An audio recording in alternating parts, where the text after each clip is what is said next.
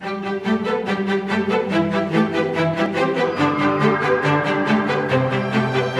convidado da rede social de hoje é Carlos Fonseca, investigador do Departamento de Biologia da Universidade de Aveiro, onde coordena a Unidade de Vida Selvagem. O biólogo Carlos Fonseca está desde há poucos dias ao comando do Collab ForestWise, o laboratório colaborativo para a gestão integrada da floresta e do fogo, que tem como objetivo o reforço da gestão florestal sustentável em Portugal e a redução das consequências negativas dos incêndios rurais. Boa tarde, Carlos Fonseca. Quando o convidei para esta conversa, respondeu-me por SMS que andava no agrofitness. O que é que andava a fazer exatamente? Agrofitness é de facto uma atividade que inclusive está registada em meu nome, que leva a que a pessoa, através da atividade agrícola, possa contribuir para o seu bem-estar físico e mental. Vou ali cavar umas couves, é o mesmo que vou ali ao ginásio? Praticamente a mesma coisa. Portanto, em termos de objetivo final é haver aqui este equilíbrio, de facto, entre aquilo que é a nossa condição física e a nossa condição mental. E a agricultura, ou a floresta, todas estas atividades ao ar livre levam-nos, de facto, a este encontro destas duas componentes da nossa vida. Mas quando fala em caminhada ao ar livre, refere-se a passeios por entre os bosques ou refere-se mesmo a trabalho agrícola? No meu caso, trabalho agrícola, não é? Portanto, há quem encontre esse prazer noutro tipo de atividades. Portanto, e as caminhadas, hoje em dia, que estão muito na moda, pode ser uma dessas situações. Não era o caso? Não, no meu caso, eu sou produtor de medronho, tenho vários hectares de medronhal e é muito exigente do ponto de vista da manutenção. Portanto, é sempre preciso andar a cortar a vegetação, é sempre preciso podar, é sempre preciso cuidar. Não é? E como há ramos mais altos, estava a fazer um alongamento.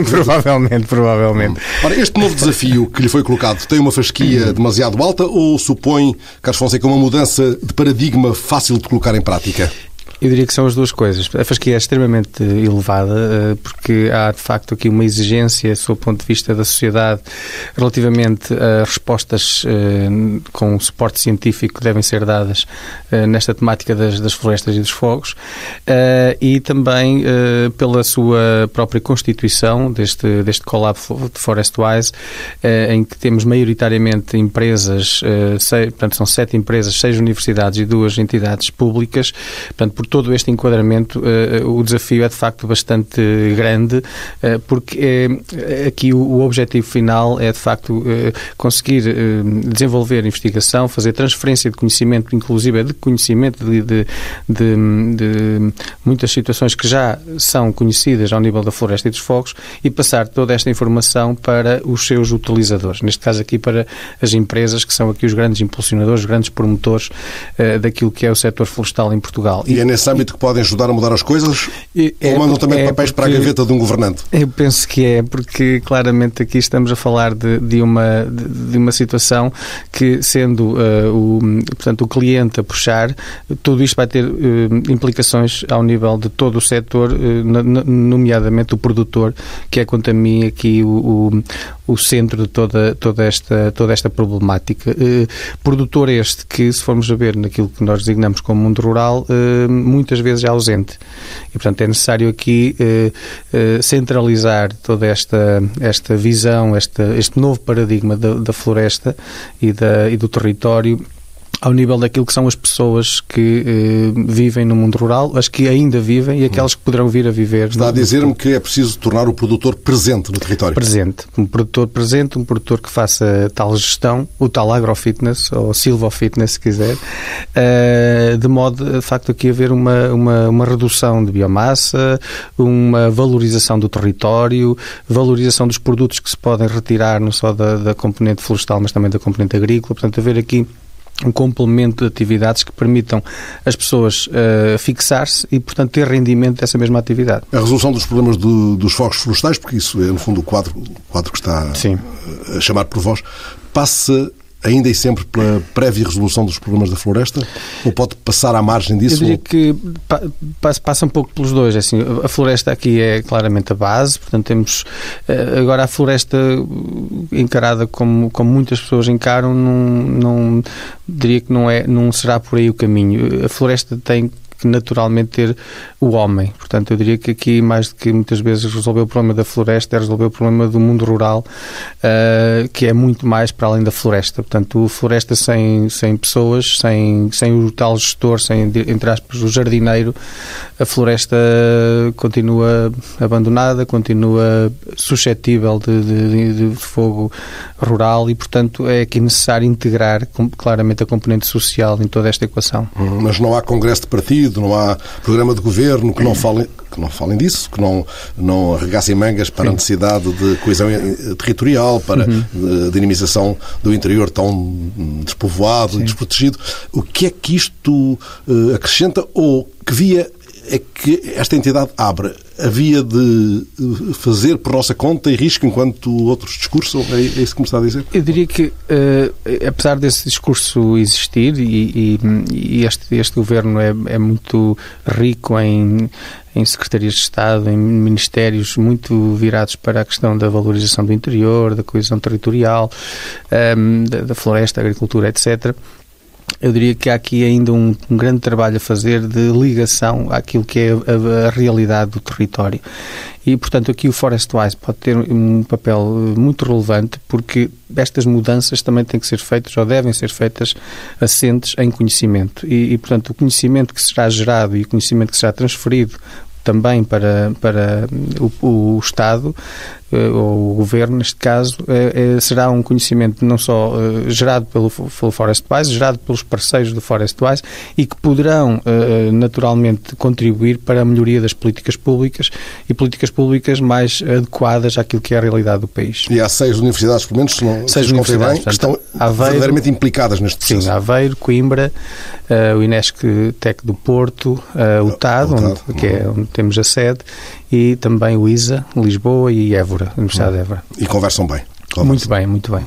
Quando foi nomeado como perito da Comissão Técnica Independente criada pela Assembleia da República na sequência dos grandes fogos de 2017, o Carlos Fonseca apontou num artigo de opinião aqueles que considerou os fatores conjugados que explicavam a tragédia. Ausência de ordenamento e de gestão do território, desumanização do interior, seca e fenómenos meteorológicos atípicos. Parece um diagnóstico consensual, enfim, já aqui aflorado pelas pontas, mas apesar do consenso estabelecido em relação a isto, algumas destas expressões como que perderam a carga de alarme que deveriam ter.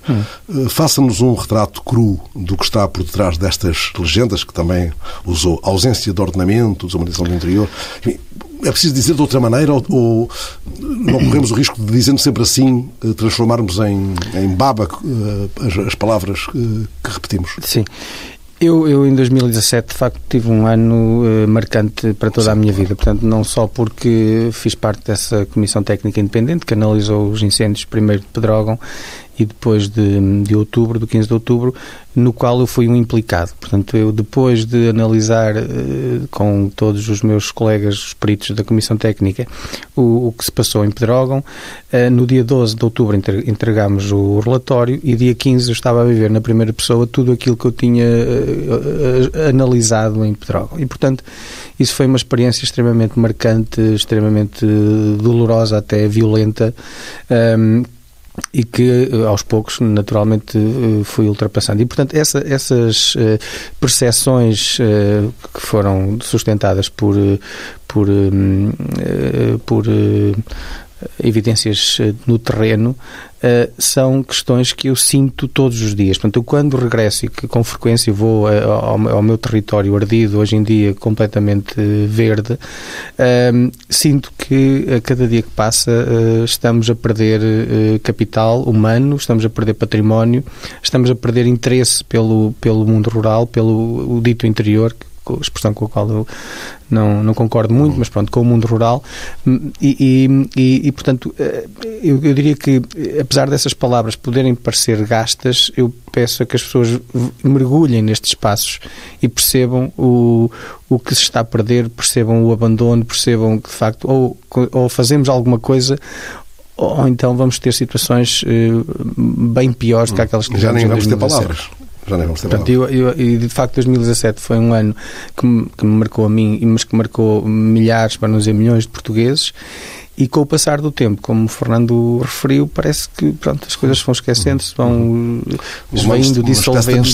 Não é? E parece que estamos a necessitar de outra situação para abanar consciências. O que é pena, porque é agora o momento de atuar. Carlos Fonseca, quando e como se sentiu atraído pelos temas do mundo rural?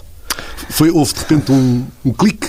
Eu sou do mundo rural, não é? Você é o menino da floresta? Eu sou portanto, as minhas origens são em Penacova, nomeadamente na freguesia de São Pedro de Alva, onde vivi até aos 18 anos com os meus 3 irmãos, a minha família, os meus pais, os meus amigos, a escola primária. Sou do tempo ainda da telescola, portanto, que é claramente uma marca do mundo rural, onde não chegava a escola, o ciclo na altura, e portanto, toda a minha vivência, que foi extremamente marcante nos meus tempos de infância e adolescência, são marcas, ou tenho marcas fortes do mundo rural. Portanto, tenho muitas experiências, muitos odores, muitas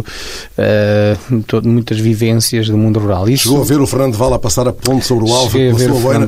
Cheguei a ver o Fernando Val, não exatamente no Rio Alva, vi várias vezes em Penacova, e vi outros que me marcaram. E também isso, portanto, essa proximidade às pessoas mais idosas com um conhecimento muito profundo, fizeram com que eu sempre mostrasse muito interesse pelas pessoas, por esta riqueza que temos nestes territórios e portanto, depois de entrar na universidade e de fazer os meus estudos e ter toda esta carreira académica, há cerca de 5 anos, quando eu decidi fazer algum investimento, decidi fazê-lo novamente no mundo rural. Portanto, como que um regresso às origens, claramente com um processo muito mais estruturado, com muito mais conhecimento subjacente. E um dos objetivos deste meu regresso é um pouco fazer acreditar aos outros que é possível. Portanto, não devemos baixar as mãos, não devemos baixar os braços. É possível arregaçar e fazer coisas diferentes que nos permitam valorizar os territórios e viver neles. Portanto, que eu neste momento ainda não vivo, mas espero, num futuro muito próximo, poder vir a viver no mundo rural. O que é que anda a fazer lá pelas margens do Alva? Eu, após ter herdado algumas terras do meu pai, da minha família, passei a ser proprietário e pensei, o que é que eu vou fazer? O que é que vou fazer a estas terras? Porque ando a pregar tanta coisa, ando a ensinar tanta coisa sobre gestão e conservação de recursos silvestres e agora que sou proprietário devo pôr isto na prática. É um território que basicamente temos 2 ou 3 espécies que predominam, o eucalipto, o pinheiro e mais umas quantas, agora mais recentemente também as mimosas começam a aparecer, mas eu lembro-me dos tais tempos de infância ter crescido no meio do que lá chamam os morangueiros, nem sequer são madronheiros, são os morangueiros. E então pesquisei um pouco mais sobre os tais morangueiros e portanto decidi que o meu investimento no mundo rural ia ser em morangueiros ou em medronheiros. Portanto, e hoje em dia conseguimos estar a gerir cerca de 20 hectares de medronheiro em toda esta região. Continua a acreditar que Portugal pode tornar-se o primeiro produtor de medronho a nível mundial? Continuo, claro, porque nós somos precursores ao nível da plantação ordenada de medronheiro. Portanto, temos os ditos pomares de medronheiro, não só na zona centro, mas hoje em dia já um pouco por todo o país. Também no Algarve, onde a grande parte do medronheiro é bravo, é silvestre. E, portanto, com esse posicionamento, com esta estratégia conseguimos ter melhores resultados do ponto de vista produtivo e portanto, eu diria que ao nível da distribuição natural do medronho, que é em toda a bacia do Mediterrâneo, Portugal é, neste momento, o maior produtor e pode vir a posicionar-se, portanto, quando toda a fileira estiver estruturada, de facto, como o principal produtor de medronho a nível internacional, a nível mundial. Sendo que, neste momento, ainda a semana passada recebi já contactos da França e também já de Itália, que estão muito interessados em olhar para o nosso exemplo e poder replicá-lo também nestes países. Já é uma referência? Já é uma referência. O Carlos Fonseca foi presidente da Cooperativa Portuguesa de Medronho até há muito pouco tempo. Sim. Teve de abandonar esse cargo por razões óbvias que resultam desta sua nova tarefa. Percebeu-se que não recuperou completamente do desalento provocado pelo incêndio que destruiu um campo de medronho erguido por si, lá em São Pedro de Alva. Creio que esse foi o primeiro medronhal certificado do mundo. Sim. O que é que isso quer dizer, caramba? Porque é que ele era tão diferente dos outros até aí? A certificação, neste caso, é uma certificação de cariz florestal e esta certificação tem por base 3 pilares: o pilar ambiental, social e económico. Quer dizer que, portanto, para exemplos como o nosso, em que tivemos o cuidado desde a planta ser a planta produzida a partir da nossa semente, desde as práticas agrícolas, que são agroflorestais, que são práticas que não envolvem mecanização, portanto, há todo um processo muito natural. Continuamos com o medronho, mas temos também outras espécies auxiliares, onde há o sobreiro, fica o sobreiro, onde está o carvalho, fica o carvalho, portanto, não há aqui propriamente uma invasão, uma são intervenção espécies que se entendem muito bem, são espécies, existem em co-associação.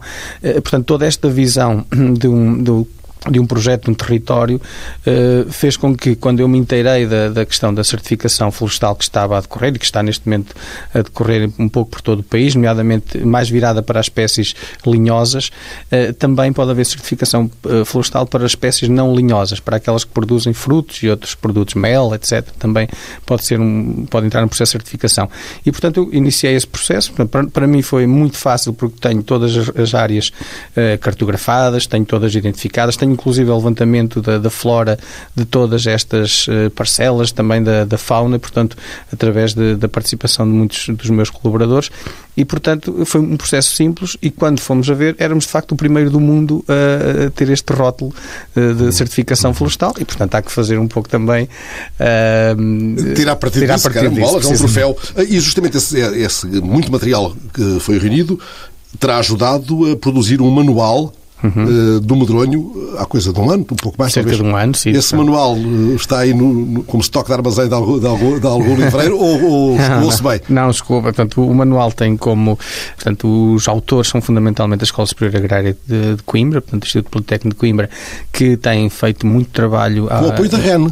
A REN, portanto, a Rede Energética Nacional, conseguiu, ou associou-se a este processo e, portanto, a edição é da REN. Portanto, mas porquê? Porque o medronho se dá bem com alta tensão, é? Por acaso, eu já lhes disse várias vezes que isso é possível, porque nas nossas parcelas debaixo das linhas de muito alta tensão os crescimentos parecem ser muito superiores aos tantos, mas isto não está comprovado cientificamente.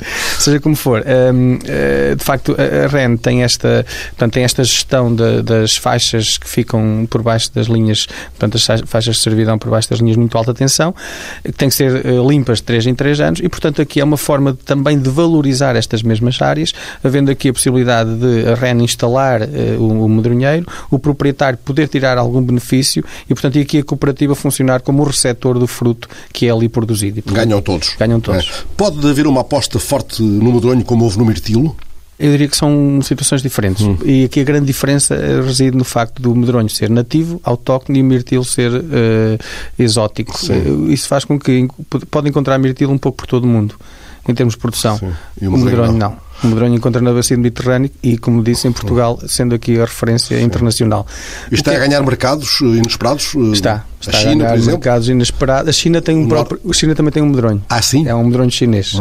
Estamos a ganhar mercado, nomeadamente ao nível da Europa do Norte. Sim, os escandinavos. Os escandinavos, portanto, que têm se sentem muito atraídos por frutos vermelhos e, portanto, isto é um fruto vermelho exótico para eles. Portanto, há aqui alguma investigação de como fazer chegar lá o fruto, uma vez que trata de um fruto muito perecível, como fazê-lo chegar lá ainda em condições de ser consumido, mas também para outros mercados, como por exemplo a cosmética, que neste momento tem uma grande procura por medronho, por bagaço, por outras partes da planta, o que me permitem concluir e ter alguma visão de futuro muito otimista. O medronho pode ter um grande impacto na indústria agroalimentar também? Sim, portanto, nós neste momento estamos... O problema aqui na indústria agroalimentar, o limite neste momento é a produção. Portanto, eu diria que ainda não há a escala. Portanto, ainda não há uma produção suficientemente grande para podermos explorar desde iogurtes, sumos de fruta, outras aplicações, nomeadamente ao nível da gastronomia, porque a produção, apesar de ser crescente, ainda não é suficiente para esses mercados. Há pouco falou do medronho das Serras Algarvias, lembrei-me de Monchique, onde houve também um grande incêndio que devastou grande parte dos medronhais. O que é que distingue, no essencial, o medronho da zona de Penacova, por exemplo, da Serra de Monchique? Portanto, há uma boa melosa, nós em Portugal temos, dizem os turistas ingleses. Sim, nós em Portugal temos uma única espécie, o arbuto junedo, portanto, que é o nome científico.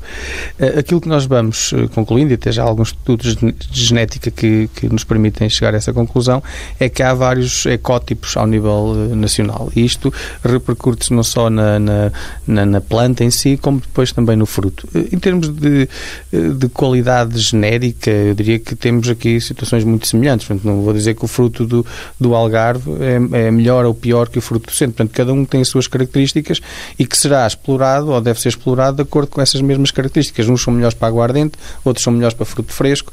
Agora, numa mesma plantação pode encontrar frutos para diferentes utilizações. Aqui depois é uma questão de gestão da plantação. E o medronho precisa também de apostas estratégicas a nível, vou usar um palavrão, do marketing. Estou a perguntar porque sei que houve uma estreita relação do medronho com as aldeias de xisto, por exemplo. Sim. Isso deu resultado? Sim. Está, diria, pouco a pouco dando resultado. Ainda o ano passado, no final do ano passado, houve uma apresentação de aplicações do medronho na gastronomia. Portanto, isto na rede das aldeias de xisto. E, portanto, começa a haver aqui alguns eventos que tentam promover o medronho neste território, uma vez que há uma enorme coincidência entre a distribuição natural do medronho na região centro, nomeadamente na Cordilheira Central, e a rede das aldeias de xisto. E, portanto, eu diria que o medronho emerge aqui como também um símbolo das aldeias de xisto. Carlos Fonseca, pergunta completamente estapafúrdia. O urso pardo, se descer um pouco mais, é capaz de devorar um medronheiro? Pelo que temos em Madrid, inspirado no símbolo de Madrid, é possível. Portanto, essa pergunta tem que ver com a questão do urso pardo e da sua passagem muito rápida pelo nosso território. Portanto, trata-se de facto de uma espécie que já tivemos, portanto, está dada como extinta regionalmente, mas que o ano passado, portanto, houve um animal que, como já suspeitávamos, isso poderia acontecer, decidiu vir até a território luso, passou aqui, terá passado um dia, 2 dias e voltou novamente. Voltou, com saudades. Eu fiz-lhe a pergunta porque o senhor coordena cientificamente um projeto luso-espanhol que tem vindo a monitorizar a população de ursos na Cordilheira Cantábrica. Esse trabalho tem tido resultados animadores?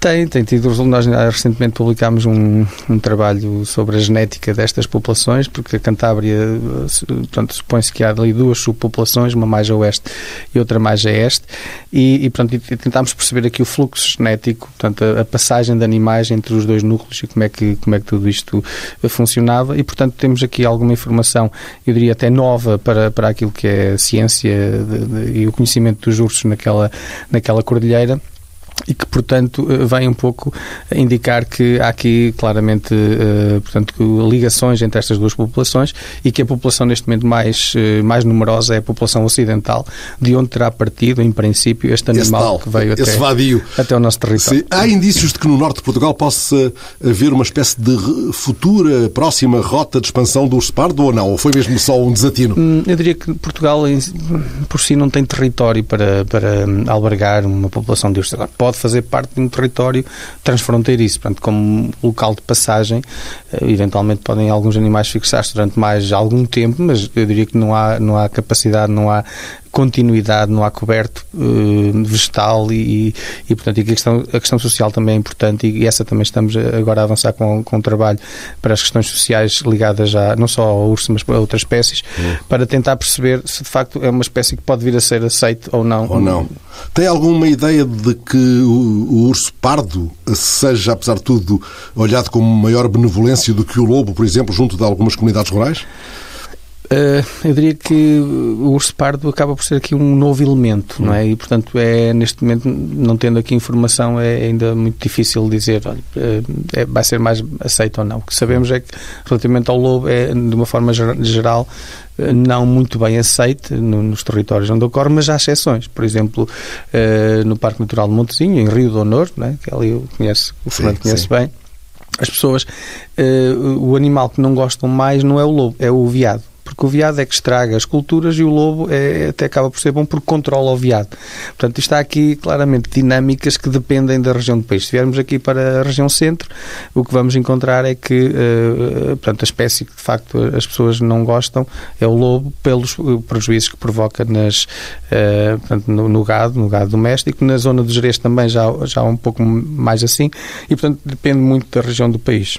Mas seria desejável, quanto a si, que existisse uma população estabilizada do urso pardo, ainda que numa faixa exígua do território português? Eu diria que vai ser difícil. Vai ser muito difícil. Portanto, é possível que o urso, como disse, que venha até cá, que use um pouco do território nacional, mas daí até ser uma população que se fixe, eu acho que é muito, muito difícil. E o lobo? O lobo ainda vai ser olhado com maus olhos durante algum tempo, em certas zonas? Ou vai-se esbatendo essa visão? Eu diria que o lobo, neste momento estamos a fazer o Censo Nacional do Lobo, também estamos a participar nesse censo, vamos ter os resultados muito em breve, portanto, para perceber se o lobo continua, se as populações continuam estáveis, se estão a aumentar a nível de distribuição, a nível da população em si, e a questão do conflito o lobo-homem é uma situação que eu diria que é muito caso a caso. Há anos em que o conflito é menor, há outros anos que aumenta. O que me custa a mim, muitas vezes, quando estou nestes territórios, pensamos sempre, isto aqui é uma questão geracional, quando as pessoas mais idosas morrerem, porque eu diria que naturalmente o que vai acontecer é que pelo tal esvaziamento do interior este conflito provavelmente vai reduzir ao ponto até quase desaparecer, porque provavelmente já não vai haver pessoas para... E nesse quadro, o plano de introdução do corso nas Serras da Freita, Arada e Montemuro como peça do projeto de conservação do lobo ibérico tem corrido bem? Sim, portanto, isso é um projeto promovido pela Associação de Conservação do Habitat do Lobo Ibérico, no qual a Universidade de Aveiro é parceiro. E claramente esse é uma das ações, uma das medidas que está a ser posta em prática para beneficiar o lobo. Portanto, não é a única, há também melhorias de habitat, etc. Mas percebeu-se que naquele território o lobo recorre ao gado doméstico porque tem falta de presas naturais. Portanto, tem algum javali, o corso aqui está identificado como uma das presas principais e, portanto, decidiu-se aqui beneficiar o ecossistema com a reintrodução de corso. Já foram reintroduzidos mais de 100 corsos em todo aquele território nos últimos 6 anos, que já reproduzem, portanto, já está, é uma população que está estabelecida e que, inclusive, já está a funcionar como para um dos seus objetivos, que é ser predada pelo lobo. Portanto, já temos aqui vários corsos que foram consumidos pelo lobo. Também houve um plano desse tipo na Serra da Lousã. Serra da Lousã. Portanto, esse é o plano mais antigo de reintrodução de cervídeos na Serra da Lousã, que este ano está a comemorar 25 anos, portanto já passaram 25 anos, em que em 1995 os serviços florestais na altura, juntamente com as câmaras municipais, era eu ainda aluno de Biologia da Universidade de Coimbra e fui envolvido no processo, decidiram fazer a reintrodução de corsos e de veados. Portanto, eles já estariam extintos há mais de 100, 150 anos e, portanto, uma vez mais um novo elemento naquele território que foi muito bem aceito na altura e depois, pronto, foi evoluindo ao ponto de se começar a caça, nomeadamente ao veado, em 2006, isto porque começou a provocar os tais estragos na agricultura e, portanto, hoje em dia temos uma população enorme que já está em grande parte da Cordilheira Central, mas também num território entre o rio Zezer a sul e o rio Mondego a norte. Portanto, é um território já bastante grande. Considerável. Há tempos o Carlos Fonseca recebeu um prémio atribuído pelo Clube Português de Monteiros. Belo nome magnífico. É a mais antiga organização de caça, sim. De caça maior existente em Portugal. Este prémio homenageava, tanto quanto foi revelado na ocasião, o seu contributo na defesa de uma caça ética, social, cultural e ambientalmente sustentável. O que é que isto tudo quer dizer, Carlos Fonseca? Desde 1995, precisamente desde esse ano em que eu estagiei em o meu modelo, a minha espécie modelo sempre foi o javali. Portanto, e trabalhei fundamentalmente em espécies de caça maior, chamados ungulados, que é o javali, veado, corso, a cabra montês no Gerês e o muflão e o gamo. São estas as 6 espécies de ungulados que temos em Portugal. E, portanto, sempre foi uma linha de investigação muito forte do meu grupo. Portanto, tenho vários colaboradores a trabalharem nesta área. E, de facto, a nível nacional e a nível internacional somos hoje em dia uma referência e, portanto, o que o Clube Português de Monteiros fez foi portanto, premiar todo este trabalho de longo prazo, de uma forma regular e sistemática. Temos vindo a produzir muita ciência e sempre de uma forma independente, eticamente correta e, portanto, tendo aqui em vista claramente a gestão sustentável destas populações. O senhor é caçador? Eu tenho a carta de caçador, tirei a carta há 20 anos para perceber o que é que os caçadores tinham que saber para poder caçar, mas nunca exerci o ato de caça. É como se fosse um instrutor de automóvel que nunca conduziu. Nunca conduzi. Bom, é formidável. Falou do javali. O javali, devemos olhá-lo com tolerância, assobiando para o ar, ou devemos dar-lhe algum travão? O javali, nós devemos olhá-lo como uma espécie com grande valor. Infelizmente... A minha pergunta, no fundo, era devemos caçá-lo ou não? Sim, claramente devemos caçá-lo, porque o javali, pelas suas características biológicas, comportamentais, é uma espécie que rapidamente, portanto, que se reproduz bastante e que se adapta muito facilmente aos vários ecossistemas, até aqueles ecossistemas onde o homem está muito presente e, portanto, é uma espécie que necessita de controle. E já não falo das questões sanitárias subjacentes a esta espécie. E, portanto, a caça surge aqui como uma das formas de o poder controlar. Não será a única, mas é claramente no nosso país a principal e é possível fazê-lo desde que tenhamos toda uma informação, um conhecimento básico, que é saber quanto já, onde é que há e para melhor planificar aquilo que vamos fazer. Porque neste momento estamos um pouco à nora em relação a isso. Estamos um pouco à nora, portanto, já começámos um trabalho a nível nacional que é aqui promovido pelo Instituto da Conservação da Natureza e das Florestas, no sentido de perceber onde é que estão os javalis. Nós sabemos que tem uma distribuição muito, muito generalizada no país, mas conseguir determinar densidades, conseguir perceber aqui alguns aspectos, por exemplo, nas zonas onde ele provoca mais conflitos com o homem, nomeadamente pelos estragos que provoca na agricultura, e, portanto, este trabalho já está a decorrer, vai ter cerca de 2 anos, e no final vamos poder dizer, façam assim e assado, para conseguir responder melhor aos grandes desafios que o javali causa. O javali, repara, há cerca de 50 anos atrás era uma espécie praticamente extinta no nosso país. Portanto, e houve aqui esta evolução extraordinária em termos de número, em termos de distribuição, mas nunca houve aqui, de facto, este olhar diferente para o javali, de o perceber como uma espécie que tem um grande valor para o mundo rural, nomeadamente através da sua carne, que poderia e deveria ser valorizada. Muito bem. Já há sinais em Portugal, Carlos Fonseca, do impacto das alterações climáticas nas populações de animais selvagens, nomeadamente nas espécies migratórias? Sinais muito fortes de que alguma coisa está a mudar? Há claramente, não só nas espécies migratórias, em espécies de anfíbios, mesmo nestas espécies de caça maior, começa a haver alguns sinais que carecem naturalmente de algum estudo, que, portanto, há mudanças. Por exemplo, uma das mudanças que nós vemos é no período reprodutivo. Começa a haver uma grande antecipação relativamente àquilo que eram os ciclos normais de reprodução. O que é que está em jogo no Biorria, na região de Estarreja? Tem a ver com isto? O Biorria é considerado para nós um laboratório vivo, não é? Pela proximidade à Universidade de Aveiro. Como eu costumo dizer, nós temos uma estação de comboio no meio da área de estudo, portanto, e então é muito fácil para nós termos alunos no Biorria, que é um projeto claramente ganhador do município de Estarreja e que sempre foi visto desde o início como um laboratório vivo. Portanto, nós podemos usar em termos de ciência, em termos de conhecimento, e muito trabalho já foi feito no Biorria e esperemos continuar. Mas é também um lugar onde se pode perceber a dimensão do desaparecimento de espécies silvestres, irreversível porventura, em países onde a unidade de vida selvagem que está associado tem intervindo? Sim, nomeadamente nestas espécies mais sensíveis, como eu já referi, como os anfíbios, não é? Trata-se de uma área úmida, uma zona úmida, onde, portanto, que alberga várias populações de anfíbios, e os anfíbios são dos primeiros grupos a ser afetados pelo tema das alterações climáticas, não é? Até porque têm uma pele nua e, portanto, são muito suscetíveis a estas mudanças mais sensíveis. A biodiversidade anda pelas ruas da amargura em Portugal, ou podia ser pior? Eu acho que podia ser pior, não estamos mal. Por exemplo, olhando para estes grandes vertebrados, os grandes mamíferos, as aves de grande porte, há claramente aqui sinais de recuperação.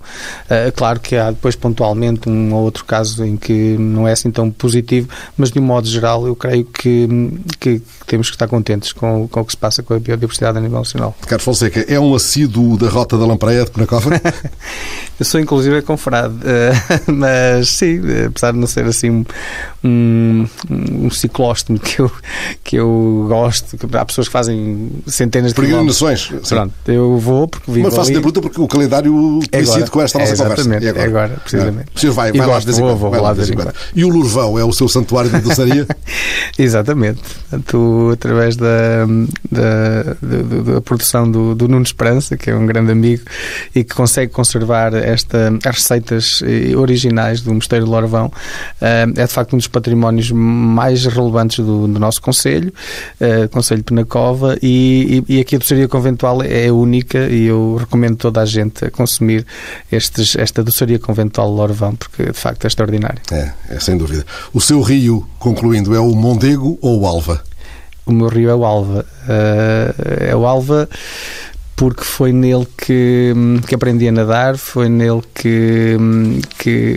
é nele que mergulho todos os anos, é nele que me inspiro para muito daquilo que faço no dia-a-dia, é nele que consigo ir buscar a energia para conseguir sobreviver e viver de uma forma feliz, alegre e também de partilha com toda a gente, desde a família, aos amigos e até aos inimigos. Agradeço muito ao biólogo Carlos Fonseca esta conversa. Carlos Fonseca é investigador do Departamento de Biologia da Universidade de Aveiro. Ele coordena há poucos dias o Laboratório Colaborativo para a Gestão Integrada da Floresta e do Fogo em Portugal. É com conversas assim, Carlos Fonseca, olhos nos olhos, que alargamos e enriquecemos profundamente a nossa rede social. Esta conversa foi registada pelo Joaquim Pedro e editada sonoramente por Miguel Silva. Boa tarde.